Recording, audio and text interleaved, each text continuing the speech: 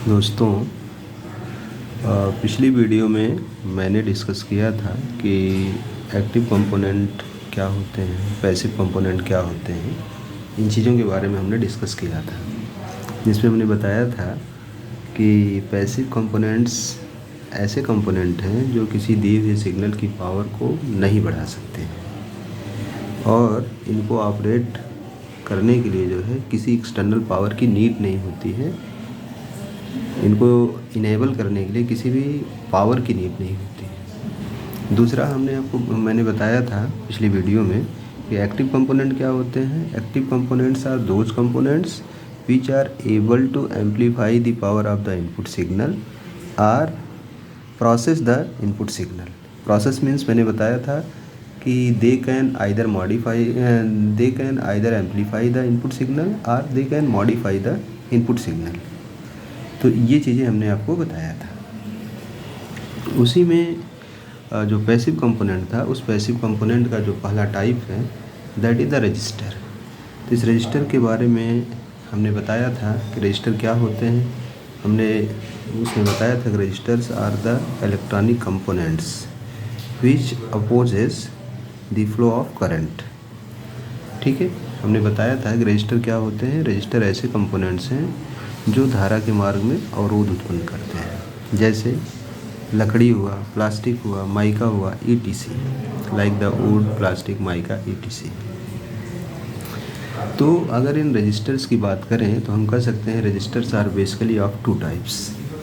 Register जो है basically जो है दो प्रकार के होते हैं, जिसमें सबसे पहला जो है वो है fixed resistor and this fixed resistor is further divided into 4 types and these 4 types are carbon resistor और इसी का नाम हम कह सकते हैं कार्बन क्ले कंपोजिशन रजिस्टर। दूसरा जो है हमारा कार्बन फिल्म रजिस्टर है। तीसरा है मेटल फिल्म रजिस्टर। चौथा है वायर बाउंड रजिस्टर। इसके बाद जो है सेकंड कैटेगरी जो है वेरिएबल रजिस्टर्स की। ये वेरिएबल रजिस्टर्स भी जो है फर्दर जो है 2 कैटेगरी में डिवाइड किए गए हैं, जिसमें हमारा पहला है पोटेंशियोमीटर टाइप वेरिएबल रजिस्टर और दूसरा है preset. This potentiometer type variable resistor is further divided into 2 types and these are the linear potentiometer and log potentiometer.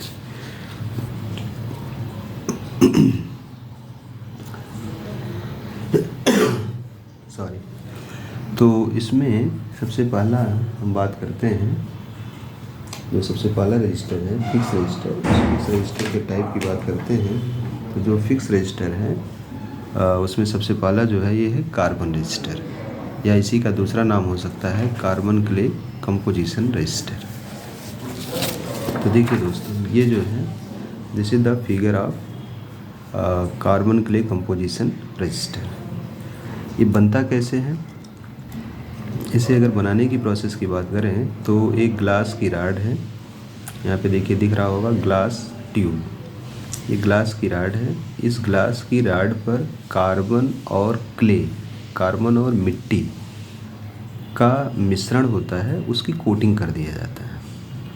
तो कार्बन क्ले कंपोजिशन मतलब कार्बन और मिट्टी के मिश्रण की कोटिंग कर देते हैं एक ग्लास ट्यूब पर, और इसके बाद इसके दोनों साइड से कनेक्टिंग लीड हम कनेक्ट करते हैं। इस ट्यूब से लीड्स को कनेक्ट करने के लिए यहाँ पर देखिए मेटेलिक कैप है, मेटल कैप, ताकि जो है ये रजिस्टिव मटेरियल के साथ एक प्रॉपर कनेक्शन इस्टेब्लिश कर सकें। इसके बाद ये जो पूरा सेटअप होता है, पूरा जो अरेंजमेंट होता है, इस पूरे अरेंजमेंट को क्या करते हैं, कवर कर देते हैं इंसुलेटिंग मटेरियल से। जैसे कोई प्लास्टिक हुआ या फिर माइका हुआ, मतलब किसी भी ऐसे एक मटेरियल से इसको जो है कवर कर दिया जाता है, ताकि जो है इस पर एक्सटर्नल इन्वायरमेंट का इफ़ेक्ट ना पड़े। साथ ही साथ इसकी जो मैकेनिकल स्ट्रेंथ है वो क्या होती है, इससे बढ़ जाती है। तो ये पूरा इसका इंटरनल स्ट्रक्चर है। देखिए ये जो है ग्लास ट्यूब है, इसके ऊपर ये जो डॉटेड करके ये दिखाया गया है, ये है इंसुलेटिंग मटेरियल। मतलब यही जो है बेसिकली जो है हमारा कार्बन क्ले कंपोजिशन है। यही रेजिस्टेंस बनाने के लिए यही बेसिकली जो मटेरियल है, यही मटेरियल यूज हुआ है। इसके बाद इसमें दिखाया गया है कि इसको प्रोटेक्ट करने के लिए ये है इंसुलेटिंग मटेरियल लेयर है। ये मेटेलिक कैप है कनेक्टिंग लीड्स को कनेक्ट करने के लिए, और जब इसको कवर कर दिया गया तो इसकी वैल्यू को पढ़ने के लिए इस पर जो है कलर की कोटिंग की जाती है, जिसको हम बोल सकते हैं that is the colour band. And these are the connecting leads tinned copper wire, ऐसा करके लिखा है। और यहाँ पे देखिए ये लिखा होगा metal cap for making connection between lead and resistive material. तो इस तरह के जो रजिस्टर्स होते हैं वे मार्केट में 1/8 वाट्स से लेके 2 वाट तक के रजिस्टर्स मार्केट में अवेलेबल होते हैं। साथ ही इनकी प्रॉपर्टी होती है कि जैसे जैसे ये रजिस्टर्स की वाटेज रेटिंग बढ़ती है वैसे वैसे रजिस्टर्स की साइज़ भी बढ़ती है। ऐसा इसलिए होता है क्योंकि जितना बड़ा रजिस्टर होगा वो उतना ही ज़्यादा हीट प्रोड्यूस करेगा, और उस हीट को अगर बाहर ना निकाला जाए तो रजिस्टर ख़राब हो सकता है। तो इसीलिए जो है क्या होता है, ज़्यादा वाटेज का जो रजिस्टर होता है उसकी साइज़ क्या होती है, बड़ी होती है। वो इसलिए होती है ताकि वो एक्सेस हीट को क्या कर सके, डिसिपिएट कर सके इनटू द एनवायरनमेंट। तो देखिए ये लिखा होगा इनकी जो साइज़ है, size of these resistors is proportional to what, मतलब इट्स वाट रेटिंग। दूसरी बात यह है क्योंकि ये रजिस्टर्स मिट्टी और कार्बन के मिश्रण से बने हैं इसीलिए ये सस्ते होते हैं। और ये जो है मार्केट में 1 ओम से लेके 22 मेगा ओम तक के रजिस्टर मार्केट में अवेलेबल होते हैं। इनकी जो टॉलरेंस रेंज होती है वो होती है 5% to 20%। इसके बाद हम बात करते हैं दूसरा जो रजिस्टर है that is the carbon film register. Second register is the carbon film register. देखिए दोस्तों, इसके नाम को अगर आप ध्यान से समझेंगे तो नाम से ही समझ में आ जाएगा कार्बन फिल्म रजिस्टर। ये बनता किससे है, कार्बन की फिल्म से बनता है, मतलब कार्बन की परत से बनता है। तो कार्बन की परत से बनता कैसे है, इसको बनाने के लिए क्या करते हैं, हाइड्रोकार्बन्स को हीट किया जाता है, गर्म किया जाता है करीब 900 डिग्री सेल्सियस से लेके 1200 डिग्री सेल्सियस तक। ऐसा करने से जो हाइड्रोकार्बन्स हैं, हाइड्रोकार्बन्स जैसे आपने पढ़ा होगा CH4 C2H6, तो इस तरह से ये जो आपने कंपाउंड्स पढ़े होंगे इनको हम बोलते हैं दीज आर द हाइड्रोकार्बन्स, मतलब कि ये हाइड्रोजन और कार्बन से मिलके बने हैं तो दीज आर द हाइड्रोकार्बन्स। तो इन्हीं हाइड्रोकार्बन्स को क्या करते हैं, गर्म करते हैं। कितने टेम्परेचर पर गर्म करते हैं हम, 900 से 1200 डिग्री सेल्सियस पर। और ऐसा करने से क्या होता है, इसमें जो हाइड्रोजन है ये गैस के फॉर्म में कन्वर्ट होके बाहर निकल जाता है, और जो कार्बन है ये वेपराइज हो जाता है, वाष्प के फॉर्म में बदल जाता है, और ये वेपराइज होके इसमें एक फार्मर लेते हैं, इंसुलेटिंग फार्मर, जो कि जनरली होता है सिरेमिक का या कोई और दूसरा इंसुलेटिंग मटेरियल हो सकता है। तो उस पर हम क्या करते हैं, इन वेपर्स को कलेक्ट कर लेते हैं। इसके बाद जो है इसके अनडिजायर्ड प्लेसेस से इसी कोटिंग को क्या कर देते हैं, रिमूव कर देते हैं। तो ऐसा करने से क्या होता है, ये जो कोटिंग है कार्बन की, इसका एक हेलिकल स्ट्रक्चर तैयार हो जाता है। मुझे लगता है कि बात आपकी समझ में आ गई होगी, नहीं तो एक बार फिर से समझ लीजिए। देखिए हमने ये कहा इसको बनाने के लिए क्या करते हैं, सबसे पहले एक इंसुलेटिंग फार्मर लेते हैं। इंसुलेटिंग फार्मर मान लेते हैं कि सिरेमिक है, ये सिरेमिक फार्मर है, बेस है, सबस्ट्रेट, मतलब जिस पर हमको कोटिंग करना है, जिस पर कोटिंग करके हमको रेजिस्टेंस तैयार करना है। तो हम जो है एक इंसुलेटिंग फार्मर सिरेमिक लेते हैं, इसके ऊपर कार्बन की होमोजेनियस लेयर बनाना है। तो इसी होमोजेनियस लेयर बनाने के लिए समांग लेयर, होमोजेनियस लेयर में समांग लेयर बनाना है। तो इसको बनाने के लिए हम यूज करते हैं एक मेथड, इस मेथड का नाम होता है पायरोलाइसिस प्रोसेस। तो इस पायरोलाइसिस प्रोसेस में क्या करते हैं कि हाइड्रोकार्बन्स को गर्म किया जाता है 900 डिग्री सेल्सियस से लेके 1200 डिग्री सेल्सियस पर। ऐसा करने से क्या होता है, हाइड्रोजन गैस के फॉर्म में कन्वर्ट होकर बाहर निकल जाती है, और कार्बन जो है वेपराइज होके इसी सबस्ट्रेट पर क्या हो जाता है, जमा हो जाता है। इसके बाद ये जो यूनिफॉर्मली जो कोटिंग बनी उसी से अनडिजायर्ड प्लेसेस से कोटिंग को क्या कर देते हैं, रिमूव कर देते हैं। केवल इतनी, ये जो हेलिकल टाइप की जो स्ट्रक्चर दिख रहा है केवल इतनी कोटिंग को छोड़ते हैं। तो ये ऐसा क्यों करते हैं, क्योंकि लेयर की थिकनेस जितनी कम होगी इसका रेजिस्टेंस उतना ज़्यादा होगा। तो डिजायर्ड वैल्यू का रेजिस्टेंस फाइंड आउट करने के लिए इसके अनडिजायर्ड प्लेसेस से इसी कोटिंग को क्या कर देते हैं, रिमूव कर देते हैं। तो इस तरह से ये जो रजिस्टर बनता है, इसका थोड़ा सा इंटरनल स्ट्रक्चर एक बार बता देते हैं। देखिए ये जो है सबस्ट्रेट है, सिरेमिक या अदर इंसुलेटिंग फार्मर इसको हम कह सकते हैं, मतलब कोई भी दूसरे टाइप का सबस्ट्रेट हो सकता है। और इस पर सबसे पहले हमने क्या किया कि होमोजेनियस लेयर बनाया कार्बन की, और इसके बाद उसी में ग्रुप्स बनाए गए, मतलब खांचे बनाए गए। खांचे बनाने का मतलब यही है कि यहाँ से जो इस पर यूनिफॉर्म लेयर बनी थी उसी लेयर को क्या किया गया, रिमूव कर दिया गया। और इसके बाद फिर इसको क्या कर देते हैं, इंसुलेटिंग मटेरियल से इसको इस पर एक कवर चढ़ा देंगे ताकि इस पर इन्वायरमेंटल इफेक्ट ना पड़े। तो इसीलिए इस पर लिखा गया है इंसुलेटिंग मटेरियल लेयर। ये एंड कैप, मतलब ये लीड्स जो बाहर से हम कनेक्ट करेंगे उनको कनेक्ट करने के लिए यहाँ पे मेटल की कैप है जिसके थ्रू इन लीड्स को हम कनेक्ट करते हैं। और इसके बाद है लीड, टिन, कॉपर वायर। इस तरह के जो रजिस्टर्स होते हैं ये मार्केट में 1 ओम टू 20 मेगा ओम तक के रजिस्टर मार्केट में अवेलेबल होते हैं। साथ ही ये जो रजिस्टर्स हैं ये टेम्परेचर या फिर मॉइस्चर की वजह से इनका जो मान होता है वो क्या होता है, परमानेंटली चेंज हो जाता है। ठीक है, मतलब अगर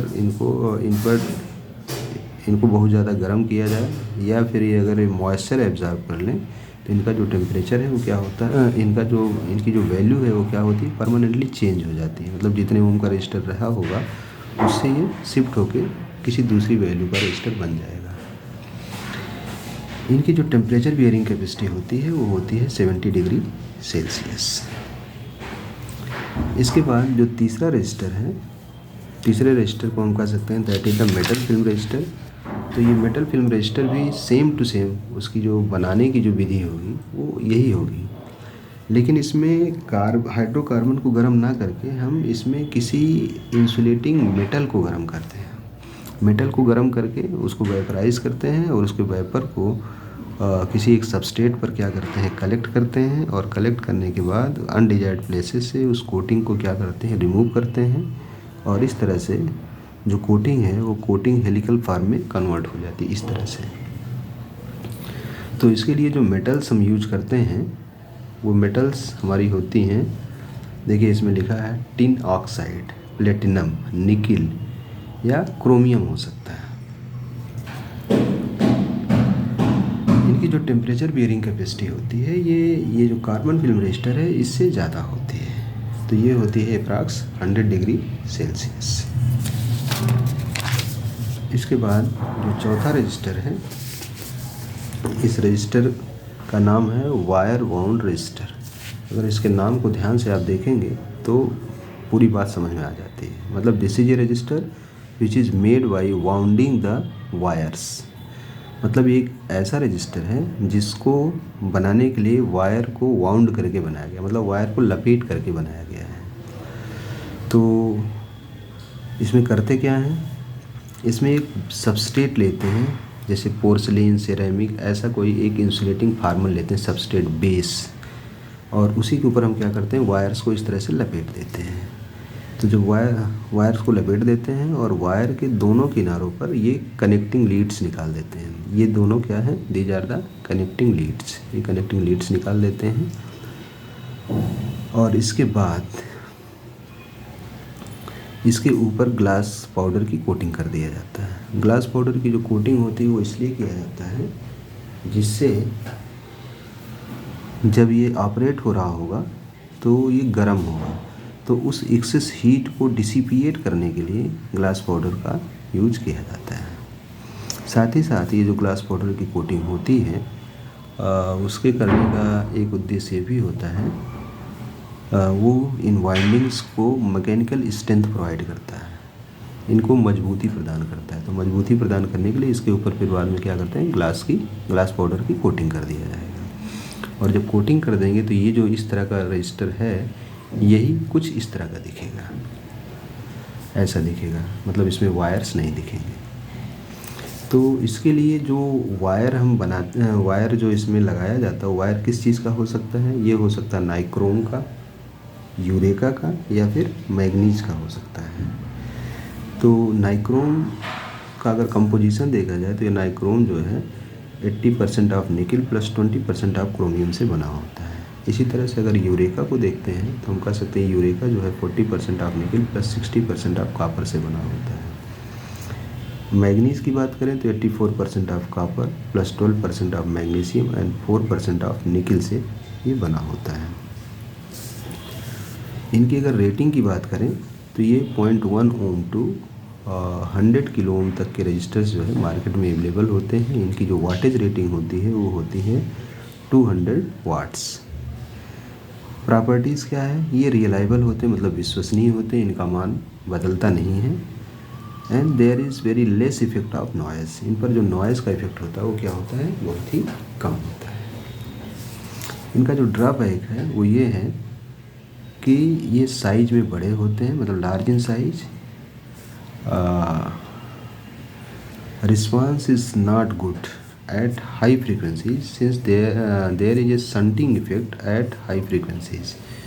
देखिए, अगर इन रजिस्टर्स को हाई फ्रीक्वेंसी पर आप ऑपरेट करते हैं तो इनमें शंटिंग इफेक्ट आ जाता है, और इसी शंटिंग इफेक्ट की वजह से इनका जो परफॉर्मेंस होता है वो अच्छा नहीं होता है। तो this is the drawback of this resistor. And application, इनका यूज हम करते हैं as the bleeder resistance in high power supplies. जैसे अगर कोई हाई पावर सप्लाई है तो उस हाई पावर सप्लाई के प्रोटेक्शन के लिए जो है इनका यूज हम जो है ब्लीडर रेजिस्टेंस के रूप में कर सकते हैं। तो this is the wire bound register. अब हम बात करते हैं अगले रजिस्टर की, जो कि हमारा क्या है? Variable resistor. तो देखिए, ये जो है वेरिएबल रजिस्टर है। अगर इस वेरिएबल रजिस्टर की बात करें तो ये जो है,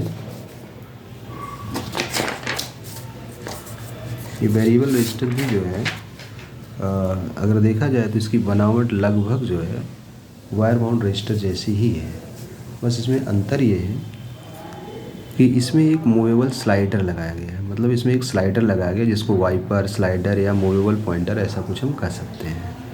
बाकी सारा जो है पूरा ओवरऑल कंस्ट्रक्शन सब कुछ वही है, मतलब एक इंसुलेटिंग फार्मर, पोर्सलिन और सेरेमिक, उसके ऊपर वायर को लपेटा गया है, और उसी के ऊपर एक मूवेबल पॉइंटर जिसको जॉकी, वाइपर, स्लाइडर ऐसा कुछ भी हम कह सकते हैं। तो इसी पॉइंटर को जैसे जैसे हम यहाँ से इस पॉइंट ए से दूर की तरफ ले जाएंगे, मतलब बी की तरफ शिफ्ट करेंगे, तो इसमें क्या होगा? इसमें जो लेंथ है वायर की वो बढ़ेगी। आपने एक फार्मूला पढ़ा होगा, आर इक्वल टू होता है रो, आर इज प्रोपोर्शनल, अपने फार्मूला एक पढ़ा होगा, R equal to rho L by A, means this R will be proportional to L, means as length of wire will increases in same proportion resistance also will increase। मतलब जिस ratio में हम wire की लंबाई बढ़ाएंगे उसी ratio में resistance का मान भी बढ़ेगा। तो यहाँ पे देखिए, अगर पॉइंटर बी की तरफ शिफ्ट हो रहा है तो इसमें जो वायर लपेटा गया है ये पॉइंट ए से दूर होता जाएगा, तो इसका मतलब वायर की लंबाई बढ़ती जाएगी। तो जैसे जैसे वायर की लंबाई बढ़ेगी वैसे वैसे जो रेजिस्टेंस होगा वो रेजिस्टेंस बढ़ेगा। ये इसका सिंबल है, दिस इज द रेजिस्टेंस, और इस पर एक एरो लगाई गई है। ये एरो ये बता रही है इसका जो रेजिस्टेंस है, दिस रेजिस्टेंस इज चेंजेबल, मतलब इसका रेजिस्टेंस चेंज हो सकता है। दिस इज द अंदर डायग्राम ऑफ दिस पोटेंशियोमीटर। यहाँ पर देखिए, ये पॉइंट ए है, ये पॉइंट बी है, ये एक फार्मर है सर्कुलर स्ट्रक्चर का, और इस पर वायर को लपेटा गया है, और यहाँ पर एक मूवेबल पॉइंटर सी लगाया गया है, मतलब ये है। इसको यहाँ से पॉइंट ए से बी की तरफ जितना ले जाएंगे उतना ज़्यादा इसके द्वारा जो सेलेक्टेड लेंथ होगी वो लंबाई बढ़ेगी, और जैसे जैसे इसमें लंबाई बढ़ेगी उसी रेशियो में क्या होगा? इसका रेजिस्टेंस बढ़ेगा। तो इसमें हम कह सकते हैं कि R X is proportional to X, मतलब डिस्प्लेसमेंट। पॉइंट ए से जितना ज़्यादा डिस्प्लेसमेंट बढ़ेगा उतना ही ज़्यादा इसके द्वारा जो सेलेक्टेड रेजिस्टेंस है उसका मान बढ़ेगा। तो ये देखिए एक ग्राफ प्लाट किया गया है जिसमें ये है कि this is a graph between x and resistance, means x is the displacement, x is the displacement and this is the resistance. तो इसमें जैसे जैसे हम लंबाई बढ़ा रहे हैं उसी रेशियो में देखिए रेजिस्टेंस का मान क्या हो रहा है, बढ़ रहा है। तो जैसे जैसे हम ये स्लाइडर की दूरी पॉइंट ए से बढ़ाते जाएंगे, मतलब स्लाइडर को पॉइंट ए से दूर ले जाते जाएंगे, वैसे वैसे वायर की लंबाई बढ़ेगी, वायर की लंबाई बढ़ेगी तो रेजिस्टेंस का मान बढ़ेगा। इस तरह से, क्योंकि इसमें जो चेंज है रेजिस्टेंस का जो मान है वो लीनियरली चेंज हो रहा है, इसीलिए इस तरह का जो पोटेंशियोमीटर है उसको कहा जाता है लीनियर पोटेंशियोमीटर। देखिए दूसरा जो है ये है लॉग पोटेंशियोमीटर। इसमें बस अंतर ये है कि यहाँ पे जो फार्मर लिया जाता है सबस्ट्रेट बेस जिस पे हम वायर को लपेटेंगे, ये जो है इसका जो क्रॉस सेक्शनल एरिया है वो यूनिफॉर्म नहीं होता, मतलब स्टार्टिंग साइड में इसका क्रॉस सेक्शनल एरिया ज़्यादा होता है और जो बी वाला साइड है, दूसरा साइड, मतलब जिधर की तरफ हम स्लाइडर को मूव करके ले जा रहे हैं लंबाई, वायर की लंबाई बढ़ाने के लिए, तो वहाँ का जो क्रॉस सेक्शनल एरिया है वो क्या है, कम है। तो इसमें भी होगा यही कि अगर हम इस स्लाइडर को पॉइंट ए से दूर ले जाएंगे तो रेजिस्टेंस, वायर की लंबाई बढ़ेगी, वायर की लंबाई बढ़ेगी तो रेजिस्टेंस का मान बढ़ेगा। लेकिन इस तरह का जो रजिस्टर बनाया जाता है इसमें जो रेजिस्टेंस के मान में परिवर्तन होता है वो लीनियर नहीं होता, वो क्या होता है, लॉगरिथमिक होता है। देखिए इसको हम इस तरह से लिख सकते हैं, this R X is proportional to the log of X, means displacement जो भी आएगा उसका लॉगरिथम लें तो उसके लॉगरिथम के प्रोपोर्शनल होगा।